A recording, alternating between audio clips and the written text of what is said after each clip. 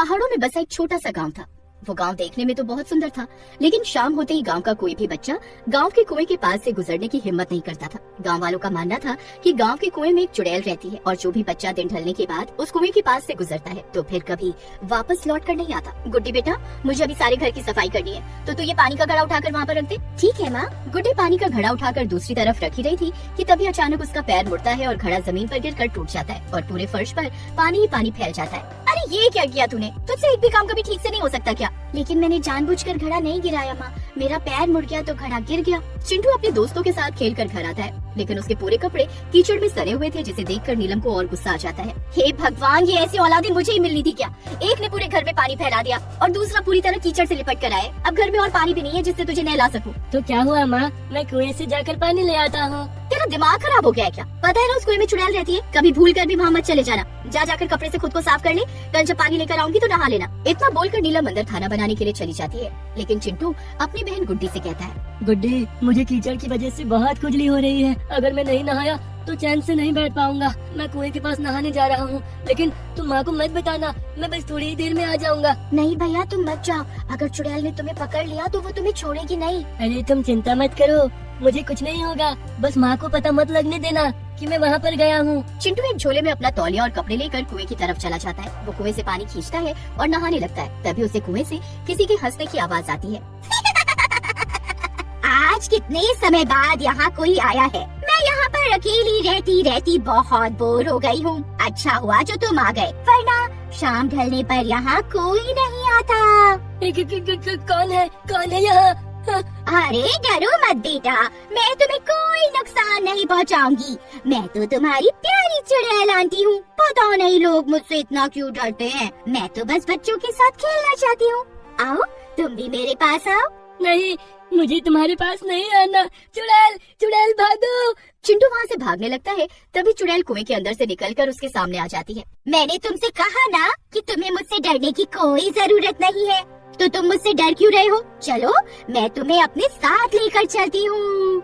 नहीं नहीं। चिंटू बार बार उसके साथ जाने के लिए मना करता है, लेकिन चुड़ैल जबरदस्ती उसका हाथ पकड़कर उसे कुएं के अंदर ले जाती है। चिंटू जब बहुत देर तक घर नहीं आता तो उसकी बहन को उसकी चिंता होती है। गुड्डी, चिंटू कहाँ पर है? खाना बनकर तैयार हो गया है। भैया, चेतन के घर गए थे माँ, मैं अभी उन्हें बुला कर लाती हूँ। ठीक है, लेकिन जल्दी आना, कहीं तुम भी उसके घर जाकर बैठ जाओ। गुड्डी घर से बाहर आती है। कहीं चिंटू भैया को चुड़ैल ने तो पकड़ नहीं लिया। मुझे वहाँ पर जाकर देखना होगा, लेकिन मैं वहाँ अकेली नहीं जा सकती।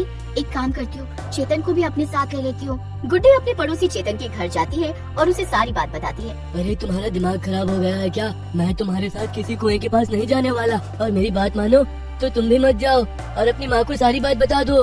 अगर मैंने माँ को कुछ भी बताया ना तो मेरी माँ मेरी बहुत धुलाई करेगी। तुम प्लीज मेरे साथ चलो, मुझे भैया की चिंता हो रही है। अच्छा ठीक है, चलो। गुड्डी और चेतन दोनों चिंटू को ढूंढने के लिए कुएं के पास जाते हैं। दोनों मिलकर चिंटू को आवाज लगाते हैं। अगर तू यहाँ पर है तो जल्दी से आ जा, हमें बहुत डर लग रहा है।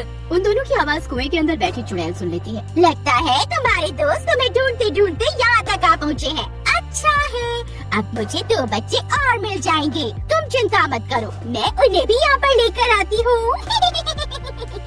चुड़ैल जल्दी से कुएं के बाहर आती है तो चेतन और गुड्डी उसे देखकर बुरी तरह डर जाते हैं। चेतन चुड़ैल को देखकर इतनी तेज दौड़ता है कि पलक झपकते ही वहाँ से गायब हो जाता है, लेकिन गुड्डी को अपने भाई की चिंता थी तो वो वहाँ से नहीं भाग। देखो चुड़ैल आंटी, अगर आपने मेरे भाई को किडनैप किया है तो प्लीज मुझे मेरा भाई वापस दे दो, वरना मेरी मम्मी बहुत मारेगी। है? गाँव के सब लोग मुझसे डरते हैं और मैं यहाँ पर तुम्हारे सामने खड़ी हूँ और तुम्हें मुझसे ज्यादा अपनी मम्मी से डर लग रहा है। आप वो सब बातें छोड़िए और बताइए मेरे भैया कहाँ हैं? मुझे मेरे भैया वापस चाहिए। हाँ हाँ, जैसे तो तुम कहोगी और मैं तुम्हारी बात मान लूंगी। चलो मेरे साथ चुपचाप कुएं के अंदर। गुड्डी नहीं नहीं चिल्लाती है, लेकिन चुड़ैल उसे भी अपने हाथ से खींचते हुए कुएं के अंदर ले जाती है। तभी चेतन भी दौड़ते दौड़ते अपने घर पहुँचता है और अपनी माँ को सारी बात बताता है। चेतन और उसकी माँ सीता नीलम के घर जाते हैं और उसे सारी बात बताते हैं, तो उनकी बात सुनकर नीलम के तो पैरों तले से जमीन खिसक जाती है। हे भगवान, इन औलादों को कितना भी समझा लो, लेकिन मजाले की कोई बात इनकी समझ में आए। अब मैं कैसे उन दोनों को उस कुएं वाली चुड़ैल से बचाऊंगी? भिक्षाम देहि। लगता है तुम्हारे द्वार पर साधु महाराज आए हैं। भगवान ने बड़े ठीक समय पर साधु महाराज को तुम्हारे घर पर भेजा है, तुम जाकर उनसे मदद मांगो। नीलम साधु महाराज के लिए भिक्षा लेकर जाती है। तभी उसका उतरा हुआ चेहरा देखकर साधु महाराज उससे पूछते हैं, क्या बात है बेटी, तुम मुझे बहुत परेशान लग रही हो, क्या जीवन में कोई संकट आन पड़ा है? हाँ साधु महाराज, संकट तो बहुत बड़ा आन पड़ा है। हमारे गांव में एक बहुत बड़ा कुआं है और उसके अंदर एक चुड़ैल रहती है। सूरज ढलने के बाद वहाँ पर कोई नहीं जाता, लेकिन आज मेरे दोनों बच्चे वहाँ पर चले गए और वो चुड़ैल उन्हें अपने साथ कुएं के अंदर ले गई। तुम चिंता मत करो बेटी, मैं तुम्हारी सहायता करूँगा। तुम मुझे उस कुएं के पास लेकर चलो। नीलम साधु महाराज को लेकर चेतन और सीता के साथ कुएं के पास जाती है। तभी साधु महाराज अपने कमंडल से जल लेकर कुछ मंत्र बोलते हैं और उस जल को कुएं के अंदर डाल देते हैं। तभी कुएं के अंदर से चिल्लाने की आवाज आती है और चुड़ैल उनके सामने आकर प्रकट हो जाती है। किसने मुझ पर वो जल फेंका? किसकी इतनी हिम्मत? तो तुम हो वो चुड़ैल जिसने बच्चों को कैद किया है। देखो, चुपचाप बच्चों को वापस कर दो, वरना ठीक नहीं होगा। देखिए, आप साधु हैं, इसलिए मैं आपकी इज्जत करती हूँ, लेकिन मैंने उन बच्चों को कैद नहीं किया है और न ही उन्हें परेशान किया है। मैं तो बस उनके साथ खेल रही थी।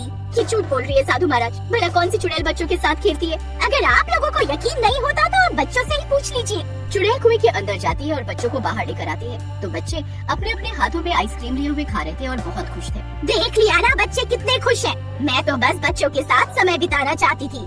देखो, तुमने पहले भी बच्चों को कैद किया था और आज भी किया। तुमने गांव वालों के बच्चे चोरी करके उन्हें वापस नहीं दिया, ये बहुत ही गलत बात है। तुमने गांव वालों से उनके बच्चे छीने हैं, उन्हें उनके बच्चे वापस करो। और तुम एक चुड़ैल हो तो तुम बच्चों के साथ कैसे खेल सकती हो? साधु महाराज की बात सुनकर चुड़ैल की आंखों में आंसू आ जाते हैं। हाँ, मैं एक चुड़ैल हूँ, लेकिन क्या मेरे अंदर ममता नहीं? क्या मैं बच्चों के साथ नहीं खेल सकती? मैं पहले इसी गांव में रहती थी, लेकिन मेरी कोई संतान नहीं थी। लेकिन मैं गांव के सभी बच्चों को अपने बच्चों की तरह ही प्यार करती थी, उन्हें अपने हाथों से खाना बनाकर खिलाती थी। लेकिन गांव की सब औरतें मुझे बांझ के ताने देने लगी और बच्चों का मेरे साथ खेलना भी बंद करवा दिया। मैं बहुत अकेली पड़ गई और बांझ के ताने सुन सुनकर एक दिन मैंने इस कुएं में कूदकर अपनी जान दे दी। लेकिन बच्चों के अंदर मेरा मोह था, इसलिए जब भी कोई बच्चा सूरज ढलने के बाद यहाँ से गुजरता था तो मैं उसके साथ खेलने के लिए उसे अपने साथ ले जाती थी। लेकिन मैंने कभी किसी बच्चे को कोई नुकसान नहीं पहुँचाया। मैं तो बस उन्हें प्यार करना चाहती थी।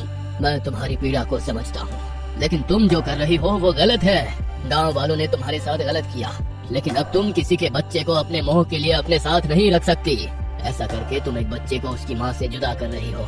क्या तुम चाहती हो कि कोई माँ अपने बच्चों से जुदाई का दुख सहे? तो फिर तुम सब बच्चों को वापस लौटा दो और मैं तुम्हें यह आशीर्वाद देता हूँ कि अब तुम इस चुड़ैल जीवन से मुक्त हो जाओगी और तुम्हारे अगले जीवन में तुम्हें संतान सुख की प्राप्ति होगी। साधु महाराज की बात सुनकर चुड़ैल की आंखों में खुशी के आंसू आ जाते हैं। वो सभी बच्चों को उनके माता पिता को वापस लौटा देती है और उसी वक्त धुआं बनकर वहाँ से हमेशा के लिए मुक्त हो जाती है।